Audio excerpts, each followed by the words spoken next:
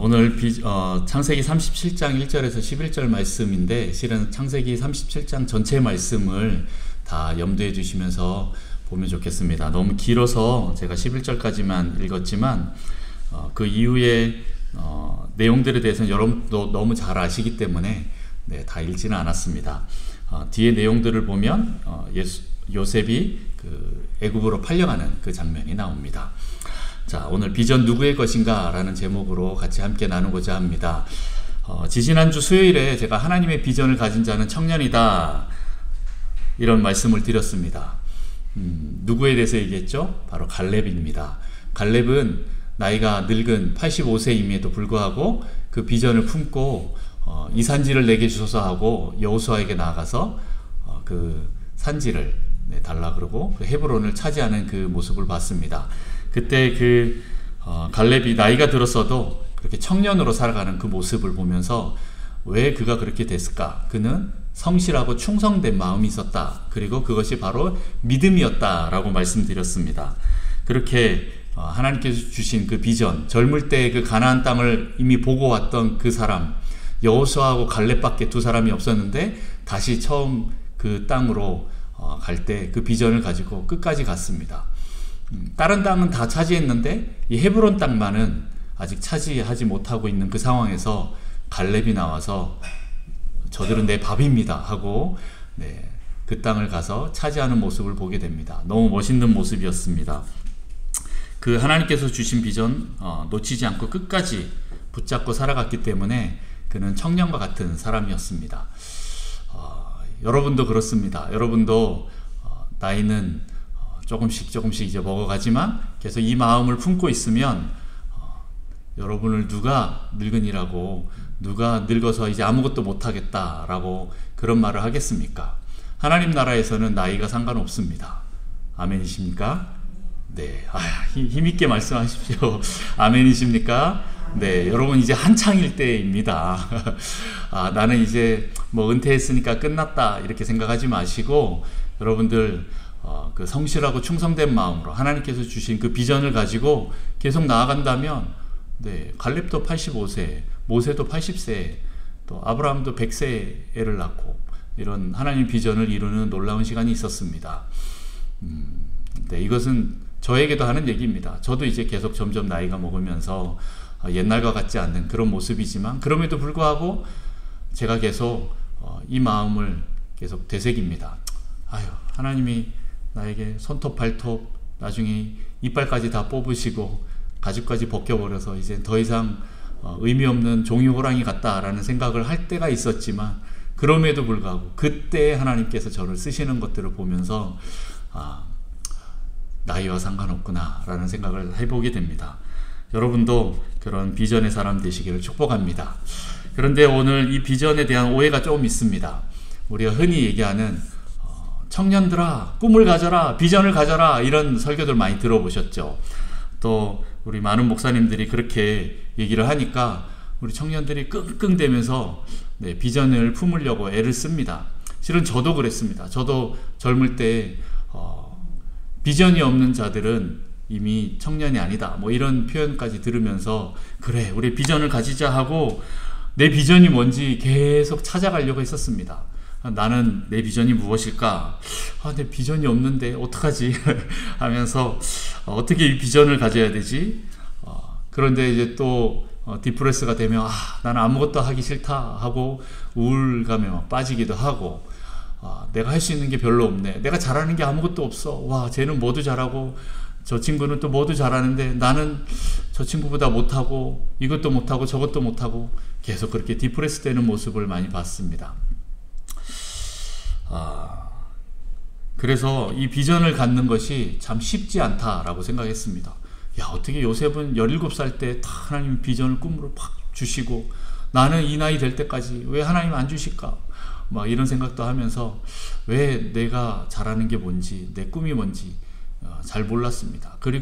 그래서 그때 억지로 그래 나는 뭐가 되고 싶어 하고 내 꿈을 막 내가 결정을 해보고 또 거기를 향해서 막 달려가고 그랬던 적이 있습니다. 여러분은 어떠셨습니까? 그냥 뭐 인생 뭐 별거 있어 그냥 물 흘러가듯이 흘러가자 라고 하셨습니까? 아니면 젊을 때 어떤 꿈들을 꾸지 않았습니까? 네, 다 있으시죠? 네, 그 꿈들이 있었을 것입니다. 그런데 여러분, 이 비전은 누구의 것입니까? 내 것입니까? 아니면 하나님의 비전입니까? 아니, 내 욕망, 내 뜻인지 아니면 하나님이 주신 비전인지 헷갈리는 경우가 많습니다. 오늘 본문 같은 이 성경 말씀을 가지고 많은 설교들이 됩니다. 자, 꿈꾸는 자 요셉 하면서 젊은이여 꿈을 가져라 라고 이렇게 많이 얘기를 합니다. 하지만 문제는 꿈을 내가 임의로 내 마음대로 꾸어지지 않는다라는 겁니다. 못 꾼다라는 겁니다. 내 마음대로 되지 않습니다. 나도 꿈을 꾸고 싶다고요. 네, 나도 비전이 있었으면 좋겠다고요 라고 이렇게 많은 젊은 사람들이 얘기를 합니다. 그리고 나이가 들면서도 또 똑같이 얘기를 합니다. 자, 잘 들으십시오. 꿈은 내가 꾸는 것이 아니라 꾸어지는 것입니다. 내가 꾸면 욕망, 야망이라고 말을 하고요. 하나님이 주시면 그것이 바로 비전, 꿈이다 라고 얘기를 합니다. 오늘 본문을 통해서 하나님이 요셉에게 주신 꿈이 무엇인지, 그리고 어떻게 요셉을 만들어 가셨는지 좀 살펴보려고 합니다. 몇 가지 키워드를 가지고 보려고 합니다. 자, 오늘 첫 번째 1절에 보면 야곱의 2절부터 보면 야곱의 족보가 나옵니다. 톨레도. 저는 창세기를 풀어갈 때 족보에 대해서 조금 의미 있게 두고 봅니다. 물론 이제 신약에 가서 허망된 그런 족보 다 필요 없다라고 말을 하지만 창세기는 족보로 이루어졌습니다. 톨레도시라는 이 족보로 이루어졌는데 거기에 야곱의 족보다라고 하면서 요셉 이야기가 나옵니다. 그렇잖아요. 네, 야곱의 족보다 하면서 요셉 이야기가 나옵니다. 이제부터 요셉이 시작됩니다.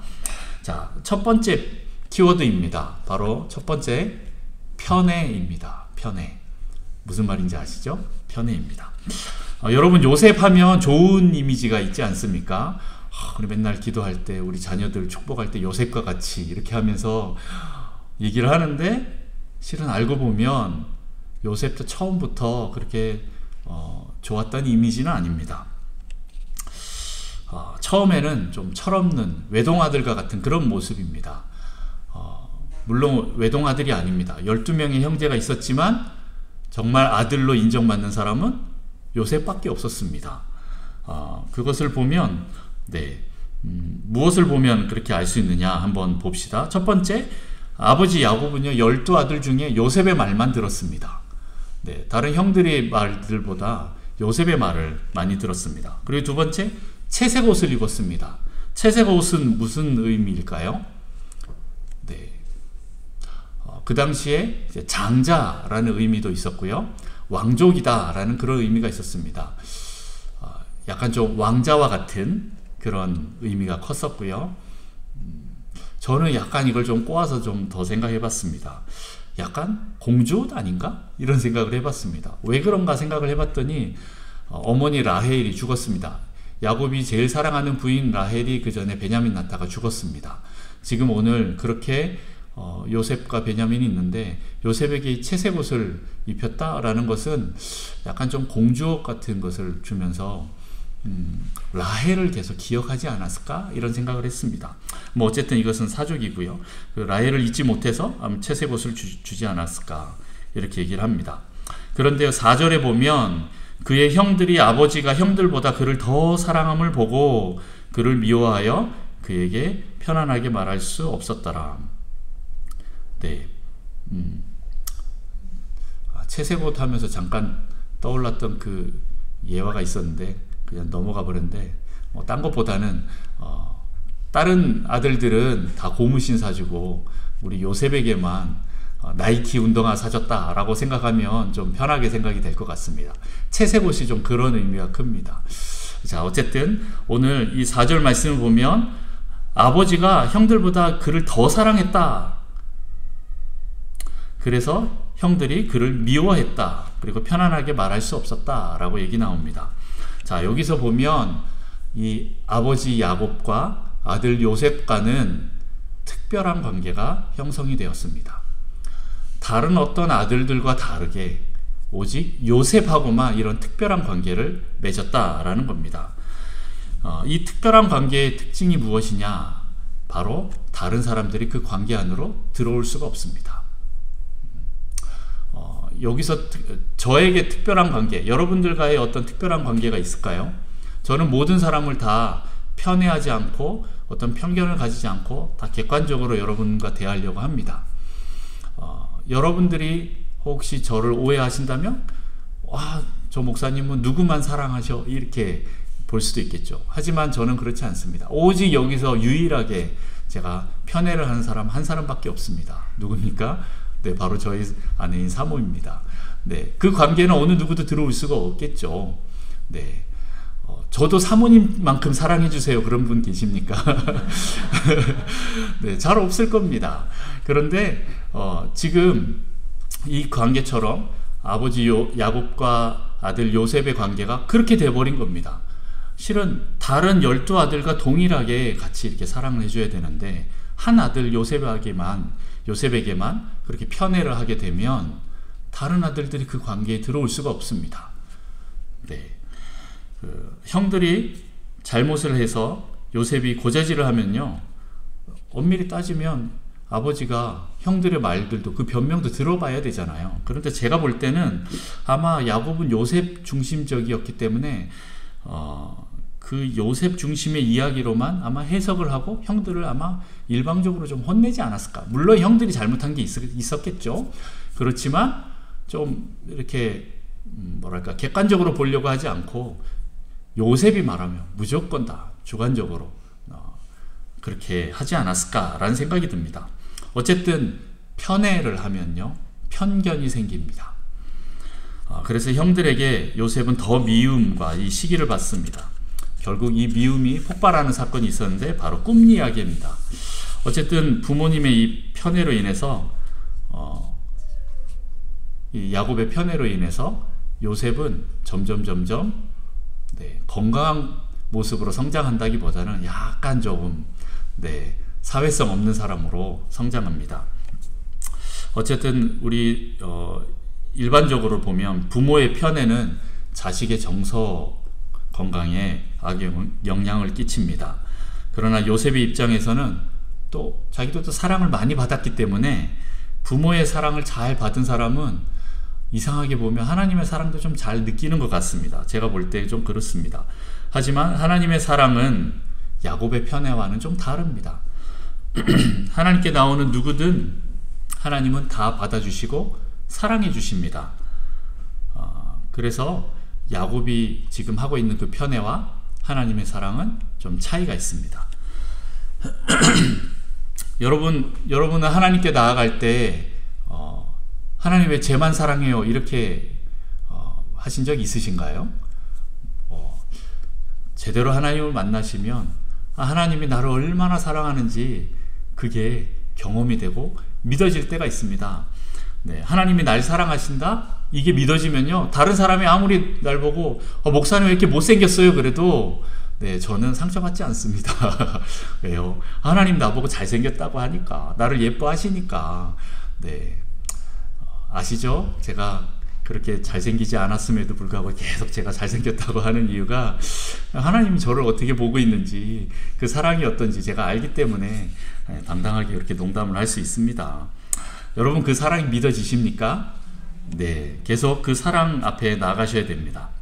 자, 오늘 그런데 이 요셉은 그 요셉이 받은 사랑은, 그 편애는 결국 요셉을 어떻게 만들었느냐? 자기중심적으로 만들었습니다. 이기적으로 만들었습니다. 실은 편애를 받든 편애를 받지 않든, 아니 편애를 당하든 사랑을 받지 못하든 다 건강하지 못한 그 사랑의 관계는요, 그 특별한 어려움의 그 관계는, 그 상태는 자기중심의 그 사랑의 갈구함으로 나타나게 됩니다.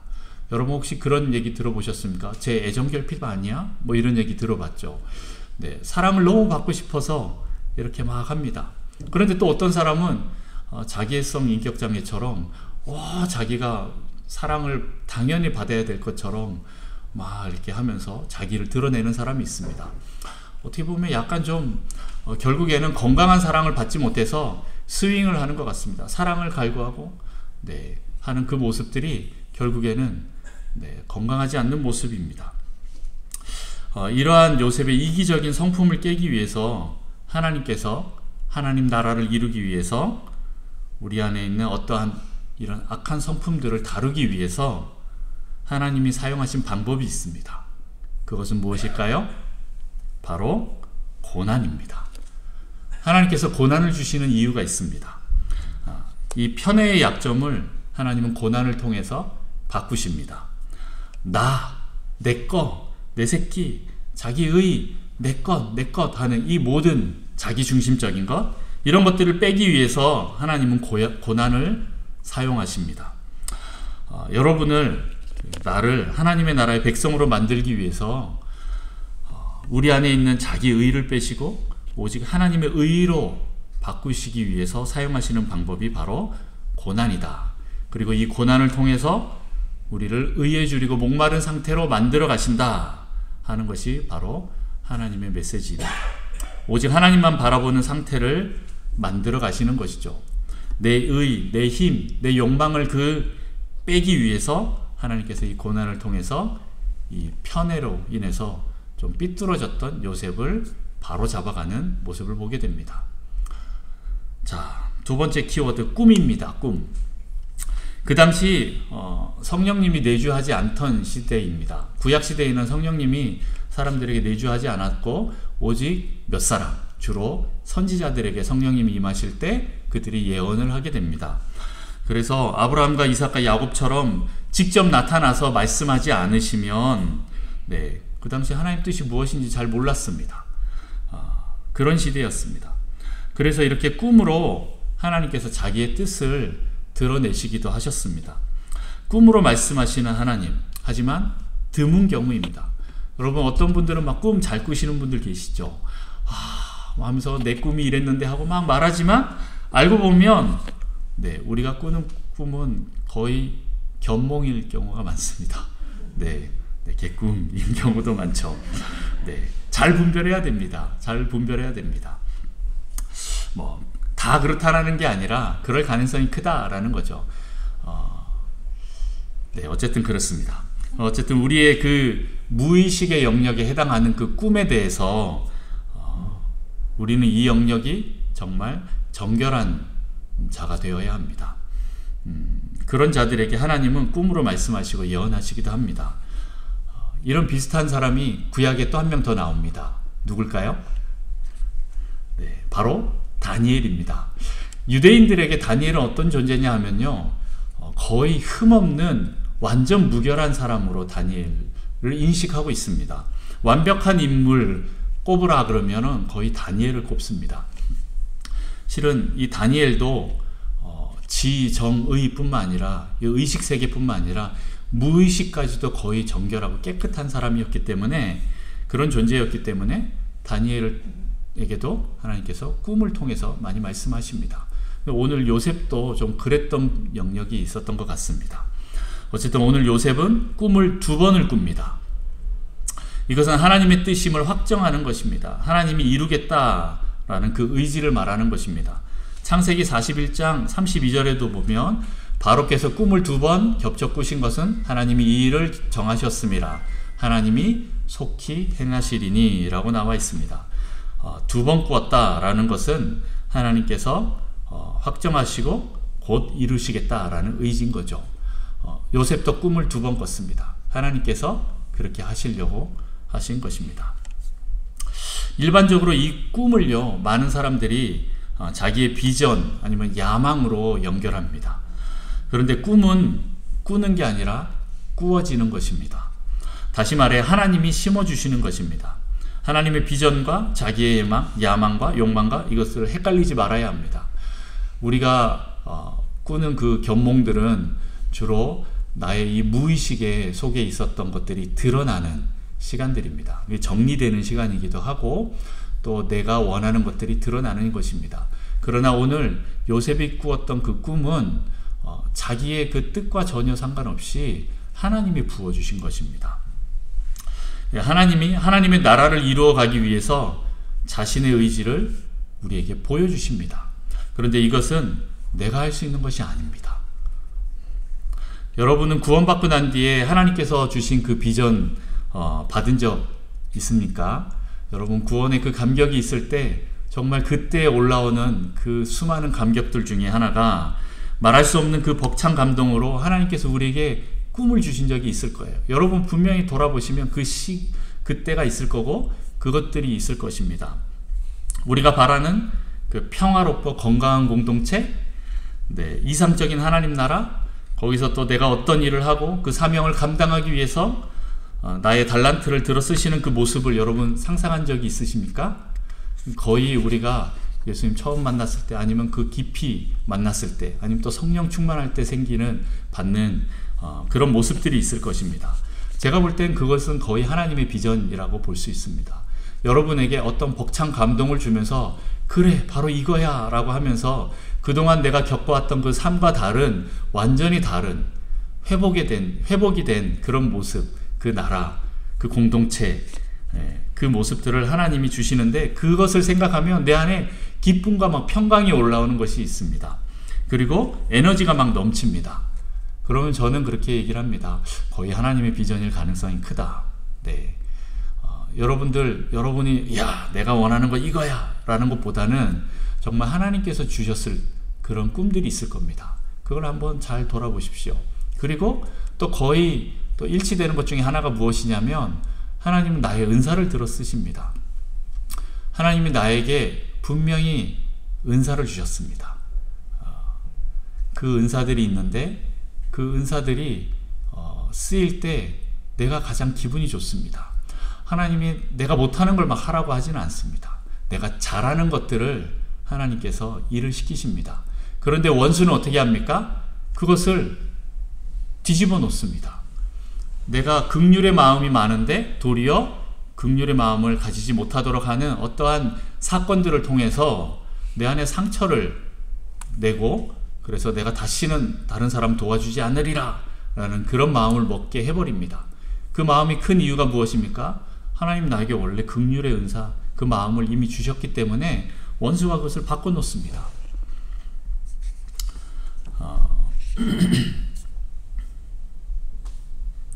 그래서 우리가 이 비전들을 다시 하나님께서 원래 나에게 주신 그 오리지널 디자인, 원래의 모습들을 회복하는 것이 굉장히 중요합니다. 그 비전들이 무엇인지 여러분도 한번 잘 찾아가 보십시오. 하나님 내가 원하는 거 이거 말고요, 하나님이 나를 처음 창조하신 그 창조의 모습, 주로 우리가 구원 처음 받았을 때, 아니면은 하나님 깊이 만났을 때, 그때 그 모습으로 돌아가 보시면 이거지 않을까라는 것을 쉽게 유추할 수 있을 것입니다. 자, 그런데 이 비전을 이루기까지는 얼마나 많은 훈련과 인내의 시간이 있어야 되고 통과해야 되는지 우리가 또 알아야 됩니다. 전혀 나와 상관없는 곳으로 끌려가는 그런 기분이 들 것입니다. 아마 모세가 광야에서 40년을 썩을 때 그런 느낌이었을 겁니다. 아니 40세 때 그 하나님의 비전을 알고, 우와, 내가 이 나라를, 이 백성들을 이끄는 지도자가 되어서 내가 이 왕궁에 있는 이유가 그것인데, 그것을 하나님 나라를 위해서 내가 써야겠다 했던 그 놀라운 그 비전이 온데간데 없고 양치기로 40년을 썩으면서, 이제는 내가 다 쇠약해져서 아무것도 안 되는구나, 손톱 발톱 이빨 다 뽑으셨구나, 이런 생각이 들 그때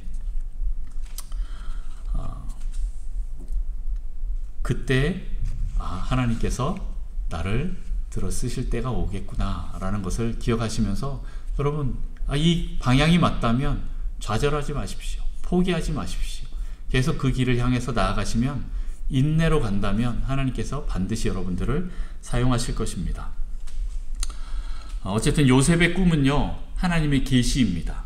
하나님의 하실 일을 말씀하신 것입니다. 요셉의 뜻과 상관없이 그렇습니다. 그 내용은 무엇입니까? 7절과 9절 말씀 우리 다 같이 한번 읽어볼까요? 시작. 우리가 밭에서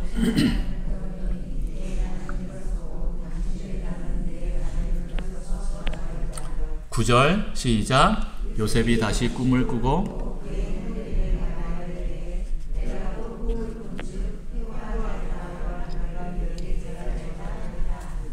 아멘. 네, 이 꿈이 바로 실현이 됩니까? 아닙니다. 시간이 걸립니다. 어느 정도 후에 걸립니다. 시간이 반드시 걸립니다. 그런데 실은 이 꿈을 잘 살펴보면 이전에 창세기 이전에 이미 나왔습니다. 바로 야곱을 축복할 때 그 축복의 내용이 지금 요셉의 꿈과 너무 흡사합니다. 그래서 야곱은 이 요셉의 꿈의 말을 듣고 11절에 보면 그 마음속에 간직했다라는 말이 나옵니다. 한번 지금 창세기 27장 29절 말씀 같이 한번 또 읽어볼까요? 같이 읽습니다. 시작. 만민이 너를 섬기고 내가 형제들의 주가 되고 내 어머니의 아들들이 내게 굴복하며 너를 저주하는 자는 저주를 받고 너를 축복하는 자는 복을 받기를 원하노라. 아멘. 네, 실은 지금 이게 야곱을 축복하는 그 내용입니다. 그런데 야곱을 축복하는 이 내용이 지금 요셉의 꿈으로 드러난 거예요. 네, 반복이 되는 거죠. 실은 야곱에게는 이 꿈이 실현되지 않았습니다. 물론 뭐 아브라함과 이삭에게도 준 그 축복의 말들이 100% 다 그 당대에 이루어지지 않았습니다. 예언과 같습니다. 창세기에서 성경의 어떤 한 주제로 향해서 달려가는 그런 메시지가 되기 때문에 그들 삶에서는 다 이루어지진 않았지만 그렇다고 해서 그들이 그 믿음과 소망을 포기하지 않고 끝까지 달려나갔습니다. 그런데 오늘 야곱도 그 받았던 축복의 내용이 요셉의 꿈에서 다시 한번 언급될 때 깜짝 놀랐을 것입니다. 이거 내가 어디서 많이 듣던 건데, 봤던 건데, 그게 요셉의 꿈을 통해서 드러나는 겁니다.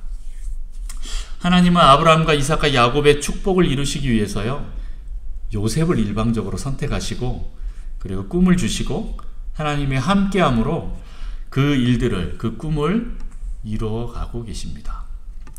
우리의 꿈과 비전이 내 안에서 나온 것이 내 안에서 나온 거라면 내 의, 내 나라, 내 야망일 것이고요. 그러나 그게 하나님께로부터 온 것이라면 하나님의 나라, 하나님의 의, 하나님의 비전입니다. 여러분, 여러분의 꿈, 비전 어디서부터 왔습니까? 여러분들이 구원받고 하나님 앞에서 받은 것입니까? 성령 충만할 때 받은 것입니까? 기도할 때 받은 것입니까? 백지 상태에서 받은 것입니까? 아니면 내가 계획서를 딱 써갖고 하나님 도장 찍어주세요 하고 올려드린 겁니까? 문제는 이런 내 나라와 하나님 나라가 충돌을 일으키는 것이 문제입니다. 충돌되는 내 나라와 내 뜻을 포기시키기 위해서 하나님께서는 고난을 고난으로 찾아오십니다. 요셉이 이 꿈을 이룰 만한 수준이 아닙니다. 아주 철없는 사회성 없는 그런 아이에게 하나님이 야 요셉아 내가 너를 통해서 이 일들을 이루기 원한다 하고 이제 고난을 통해서 그 일들을 만들어 가십니다. 요셉이 하기를 원하시지만 아직 그 수준이 안 되기 때문에 하나님께서 이 일들을 통해서 이 고난들을 통해서 요셉을 만들어 가신다라는 겁니다. 요셉이 받은 편애는 자기중심적으로 만들어졌지만 이러한 이기적인 성품을 깨기 위해서 하나님이 고난을 주셨습니다. 이기심은 하나님 나라를 이루지 못하기 때문입니다. 하나님은 편애의 약점을 고난을 통해서 바꾸십니다. 내 중심, 내 거, 내 새끼, 내 욕망, 내 나라 뭐 이런 것들 이런 것들이 빠져야 하나님 나라가 나를 통해서 이루어지기 때문에 하나님이 고난을 통해서 빼십니다. 이것은 요셉뿐만 아니라 그 형들에게도 마찬가지로 적용이 되었습니다. 사랑을 받지 못해서 사랑을 구하는 이기적인 모습이 되었는데 하나님이 또한 고난을 통해서 그 형들에게 그 이기적인 마음들을 또 빼십니다. 실은 우리가 당하는 이 고난은요, 어떻게 보면 내 욕심, 내 탐욕이 뿌려놓은 죄의 결과일 가능성이 큽니다. 그런데 하나님이 선택하신 자녀들은 하나님이 그냥 지나가시지 않기 때문에 우리의 죄의 문제를 뿌리 뽑아서 거룩하게 만드셔야 하기 때문에 다른 불신자들보다 더 많은 고통과 이 고난을 겪게 되는 것과 같습니다. 왜 안 믿는 사람들은 승승장구하고 편안하게 잘 사는데 왜 나는 이렇게 고난 속에 있는가? 라고 여러분들 하나님을 원망한 적이 없습니까?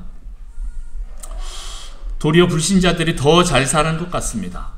그러나 먼 훗날 뒤돌아보면 이 모든 것이 다 하나님의 섭리였고 우리를 정결케 하시는 하나님의 사랑이었음을 고백할 때가 올 것입니다.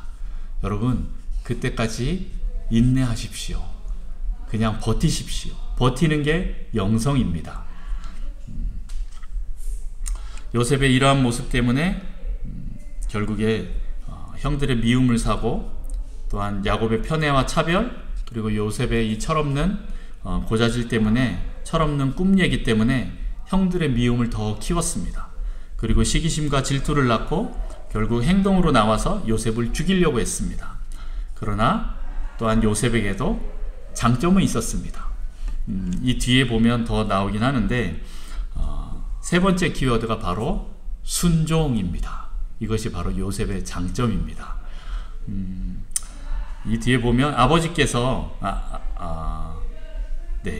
요셉은 야곱 아버지께 사랑을 많이 받았기 때문에 아버지께 철저히 순종할 수 있는 그 관계가 되었습니다. 야곱이 뭐라고 합니까? 야, 저 세겜에 있는 형들에게 가서 이것 좀 전해줘라. 잘 있는지 보고 와라 하는데 지금 거기가 어디입니까? 헤브론입니다. 헤브론에서 세겜까지는 한 70km, 80km 정도 되는 거리입니다. 그런데 갔더니 형들이 도단까지 또 올라갔습니다. 거기서 또 한 20km 더 올라갑니다. 약 한 100km 정도 되는 곳, 왕복 한 200km 정도 되는 곳을 지금 17살 소년 한 명을 보낸다? 와, 그 당시에 그 일들은 쉽지 않은 일입니다. 그런데 요셉은 지체하지 않고 순종합니다. 혼자서 그 길을 가다가 도적을 맞아서 또 짐승을 만나서 죽을 수도 있는 그런 상황입니다. 그런데 그 요셉은 순종합니다. 아버지의 뜻이라면 자기가 죽을지도 모르는 그런 상황이라도 순종하는 모습입니다. 이게 누구랑 닮았을까요? 바로 예수 그리스도의 모습입니다. 히브리서 5장 8절, 그가 아들이시면서도 받으신 고난으로 순종함을 배워서 온전하게 되셨은즉 자기의 순종하는 모든 자에게 영원한 구원의 근원이 되시고, 죽으러 보내는데도 예수님은 네 알겠습니다 하고 순종하면서 이 땅에 내려오셨습니다. 그리고 십자가에 달려 돌아가십니다. 빌립보서 2장 5절부터 말씀 또 우리 같이 교독하겠습니다. 제가 먼저 읽습니다. 너희 안에 이 마음을 품으라. 곧 그리스도 예수의 마음이니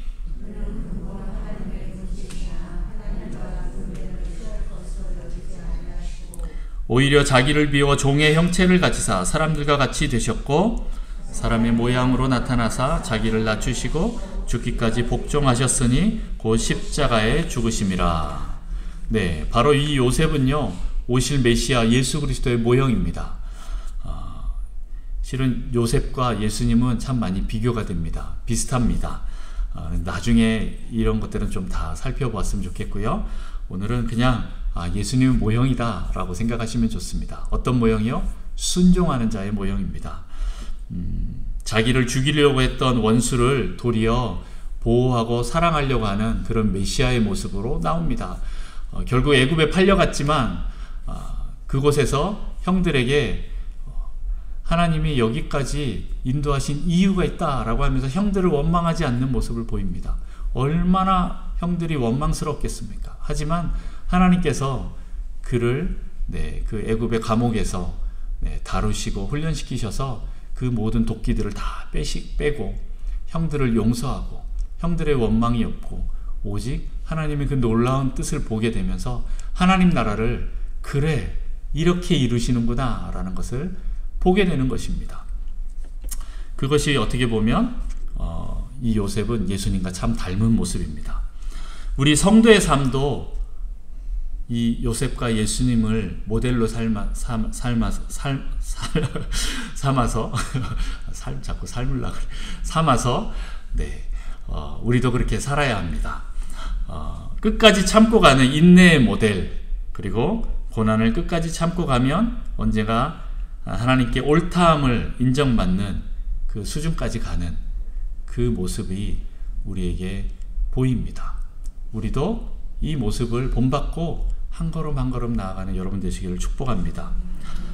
아직 내 안에 내 욕망이 있다면, 이기심으로 가득 차 있지만 그럼에도 불구하고 내가 순종하고자 한다면 하나님이 열심히 나의 죄를 뽑아내시고 나를 정결케 하셔서 하나님이 원하시는 존재로 바꿔가심을 믿어야 합니다.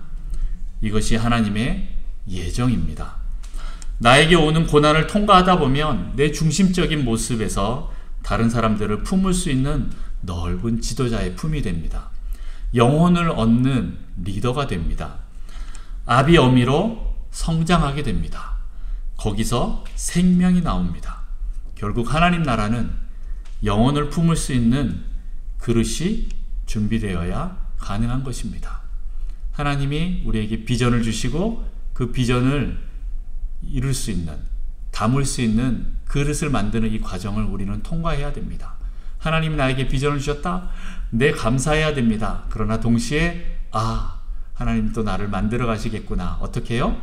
정결하고 거룩하게 하나님이 쓰시는 거룩한 깨끗한 그릇으로 만들어 가시겠구나 라는 것들을 또 기억하시면서 고난이 오더라도 인내함으로 하나님께 순종하면서 엎드리는 자가 되시기를 축복합니다.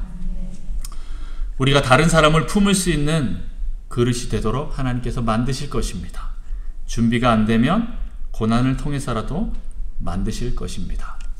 자, 정리하겠습니다.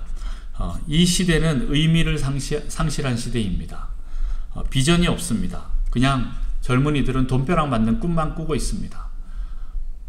요즘 청소년들은 야, 꿈이 뭐냐 그러면 돈 많은 백수요 그럽니다. 청소년 해봤죠. 저희 집에도 있습니다만 우리 애들 꿈이 그렇습니다. 돈 많은 백수가 되는 게 꿈이에요. 근데 다른 청소년 애들 만나서 물어봐도 다 똑같이 대답하는 걸 보고 너무 깜짝 놀랐습니다. 꿈이 없습니다. 아니, 돈이면 다 해결된다는 식으로 자신의 꿈과 바꿔버리는 시대가 되어버렸습니다. 이 시대에 교회가 참된 비전을 제시할 수 있어야 합니다. 하나님 나라는 이런 것이야 하고 제시할 때 그들 안에 감동과 열정이 타오르게 해야 됩니다. 우리 교회가 해야 될 역할입니다. 여러분에게도 또 그런 시간들이 있습니까? 여러분에게 하나님께서 주신 꿈이 있습니까? 아니면 여러분 안에 있는 그냥 욕망을 가지고, 이 욕망을 가지고 이게 하나님 비전이야 라고 달려나가고 있지는 않으십니까? 분별하셔야 됩니다. 진짜 하나님의 꿈이 들어오면 어떻게 될까요? 말을 안 할 수가 없습니다. 하나님이 주신 꿈의 특징은 말을 안 할 수가 없습니다. 하나님의 꿈은 불과 같습니다. 내 안에 불이 있기 때문에 말을 안 할 수가 없습니다. 선포 안 하고 목베깁니다. 이런 사람이 누구입니까? 예레미야 선지자입니다. 예레미야 20장 9절에 보면 내가 다시는 여호와를 선포하지 아니하며 그의 이름으로 말하지 아니하리라 하면 나의 마음이 불붙는 것 같아서 골수에 사무치니 답답하여 견딜 수 없나이다. 하나님, 내가 더 이상 말하지 않겠어요. 이거 말하면 고난밖에 없어요 라고 하는데 다시 여호와의 영이 내 안에 임하면, 그 말씀이 내 안에 임하면 어떻게 됩니까? 불붙는 것 같이 됐다. 답답하여서 견딜 수가 없어서 다시 하나님의 말씀을 또 선포하게 됩니다. 여러분 안에 하나님의 비전이 들어오면 그 비전을 선포하게 됩니다. 제가 그랬습니다. 선포했는데 너무 좋은데 시간이 지나면 지날수록 고통이 너무 큰 거예요. 고난이 너무 큰 거예요. 하나님 됐어요. 나 이런 거 다 필요 없어요. 그런데 나중에 또 되면 내가 미쳤는지 왜 또 이 얘기를 하고 있는지 교회 앞에서 강대상에서 또 선포하고 있는 겁니다. 이거 내가 또 고통 속에 들어가는 길인데, 그럼에도 불구하고 하나님이 또 내 안에 불붙는 마음을 주십니다. 내가 그 고통을 통과하는데 너무 힘이 든데도 불구하고 하나님이 또 그 마음을 주시는 거예요. 여러분들 혹시 그런 마음이 있습니까? 계속 선포하십시오. 하나님 반드시 이루실 것입니다. 물론 조금 고통스럽지만 반드시 하나님께서 여러분 이루실 것입니다. 그리고 이러한 꿈은, 하나님의 꿈은, 하나님 비전을 말하면 또 한 가지 듣는 소리가 있습니다. 미친놈 소리 듣습니다. 야, 그게 말이 돼? 이렇게 합니다. 요셉이 그랬습니다. 형들이 야, 너 미쳤냐? 뭐 이렇게 얘기하면서 싫어했습니다. 상식 수준이면 하나님 꿈이 아닐 수도 있습니다. 이성적이고 합리적이고 상식적인 수준이다. 뭐 그러면 그냥 인간들의 꿈 수준이겠죠. 그러나 하나님의 꿈은 그 모든 것을 뛰어넘습니다. 하나님의 나라는 내 수준에서 생각하는 것을 넘어섭니다. 내 생각, 내 욕망, 내 바운더리를 넘어섭니다. 하나님과 동행하다 보면 하나님께서 주시는 것입니다. 꿈은 꾸는 것이 아니라 꾸어지는 것입니다. 비전, 내 것이 아니라 하나님이 주시는 것입니다.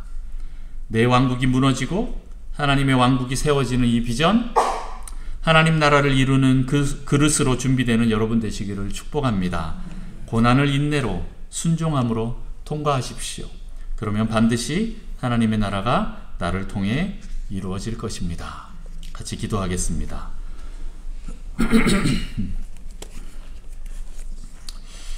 하나님 아버지 감사합니다. 저희에게 구원을 허락하시고 그와 동시에 우리에게 꿈을 허락하셔서 감사합니다. 하나님, 이 꿈이 내 것이 아니라 주님께로부터 온 것이라면 혹시 세상 사람들에게 또 다른 사람들에게 미쳤다라는 소리를 들을 수도 있고 또 고난이 올 수도 있지만 그럼에도 불구하고 내가 순종하면서 인내함으로 참아내겠습니다. 주님, 이 꿈이 이루어지기를 원합니다. 이 꿈은 내 나라가 아니라 하나님 나라가 이루어지는 것입니다. 하나님 나라가 나를 통해서 온전하게 이루어지기를 간절히 원합니다. 하나님, 아직까지 그 비전을 담을 수 없는 좀 지저분한 그릇이라 할지라도 주님, 저희를 포기하지 마시고 오셔서 우리를 깨끗게 하시고 정결케 하시고 하나님 나라에 준비된 그릇으로 주님 만들어 가주시옵소서. 내 생각, 내 수준을 넘어서는 더 광대하시고 놀라우신 그 하나님 나라를 꿈꾸기를 원합니다. 하나님, 우리에게 비전을 부어주십시오. 우리 인간적인 수준의 그런 꿈이 아니라 하나님 나라의 그 놀라운 꿈들을 주님 부어주시고 하나님, 고난을 인내로 순종함으로 통과할 수 있도록 우리의 손을 붙잡고 저희를 인도하여 주옵소서. 우리를 이렇게 인도하실 주님을 찬양합니다. 나를 만들어 가실 주님을 찬양합니다. 주님, 우리와 함께하여 주옵소서. 감사하며 예수님의 이름으로 기도합니다. 아멘.